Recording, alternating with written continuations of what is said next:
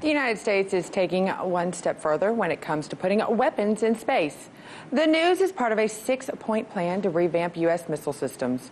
Now, President Trump made this announcement today at the Pentagon. We will recognize that space is a new warfighting domain, with the Space Force leading the way. My upcoming budget will invest in a space-based missile defense layer. It's new technology. It's ultimately going to be a very, very big part of our defense and obviously of our offense. This comes at a time when many are looking for more details into plans for this Space Force, which one day would become its own branch of the military. To discuss what this means for the future of space and our planet, we're joined by former ISS Commander Leroy Chiao. Thank you so much for joining me, Leroy.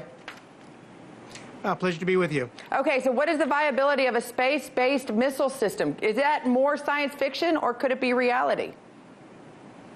I don't really know that much about that kind of a thing, being from NASA. But technologically, I think there are things that can be done. However, I think the real separation is, what is the relationship between a new weapon system development and a Space Force and NASA, because they're all very different things. NASA, of course, is the civilian space exploration agency and has nothing to do with space-based weaponry and things like that. And then as far as the Space Force goes, my question, a very fundamental question is, well, what is not being done that we need to create a Space Force? That is, the U.S. Air Force is already doing all of the things, I believe, that the President is calling upon this new Space Force to do.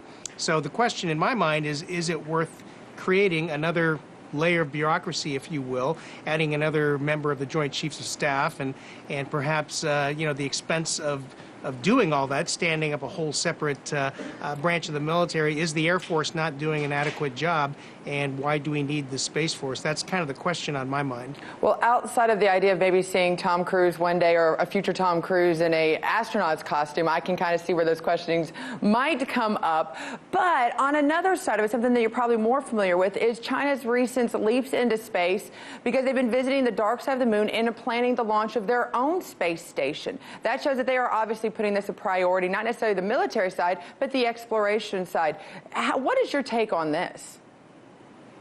Oh, that was an absolutely wonderful thing that the Chinese pulled off, putting a probe for the very first time, nobody's ever done it before, on the far side of the moon. And they put down not only a space probe, but also a rover to go along with it. And so they've been doing experiments, they've been doing things that haven't been done before for the first time. Now, to be fair, NASA and other countries are doing a lot of firsts as well. NASA very recently, the New Horizons spacecraft, after having visited Pluto up close and personal a couple of years ago, went on to image the farthest object so far from Earth at about 4 billion miles.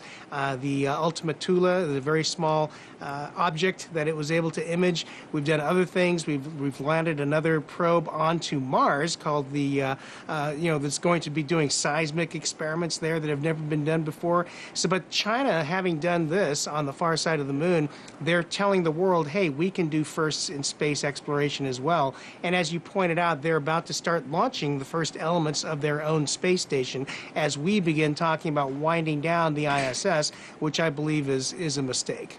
Well, that's the thing. We talk about politics so much times and all the confrontations internationally that we have here on Earth. Do you think the space community and the scientific community gets along maybe possibly better than maybe our diplomats do and our politicians do, because you have the common goal of actually exploring space together? Absolutely. There's no question about that. I have to admit, I was one of the skeptics in the mid-90s when we started working with Russia, frankly, on this what evolved into the International Space Station. But I've seen, from my time training in Star City and getting to know Russian cosmonauts and specialists, I see the advantages of this international cooperation. And at the working level, there is total cooperation, camaraderie about keeping the International Space Station going. So I'm a big believer in bringing bringing countries like China into the exploration partnership. As we talk about, we're all looking at the moon, sending astronauts back to the moon. And I think that that's very important, because not only do we cooperate in space exploration in that case, I think that spills over to other parts of the relationship between country, that goodwill. Well, it's interesting because just earlier I mentioned about how Top Gun was out there and how that basically encouraged people to join what they thought was the Air Force. It really was the Navy pilots. Netflix is now announcing that they're going to launch a new Space Force show. Does all of this news about exploring beyond Earth, do you think it helps get people interested in being involved with NASA as well? I think it does. I think it gets young people excited to hear about missions that are going on, not only by NASA, but by all countries and all entities putting things out there.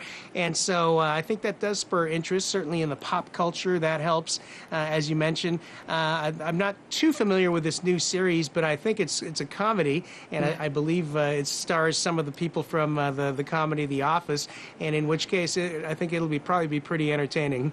Well, anything's entertaining if you involve The Office, Netflix, and throw in space. Why not? Lack of gravity always makes things even more fun. It's always fun to have you on, and thanks for joining us today. Hey YouTube, thanks for checking out our channel. We hope you enjoyed the video. We have tons of content for you just like this. For more of RT America's one-of-a-kind news and analysis, be sure to subscribe and never stop questioning more.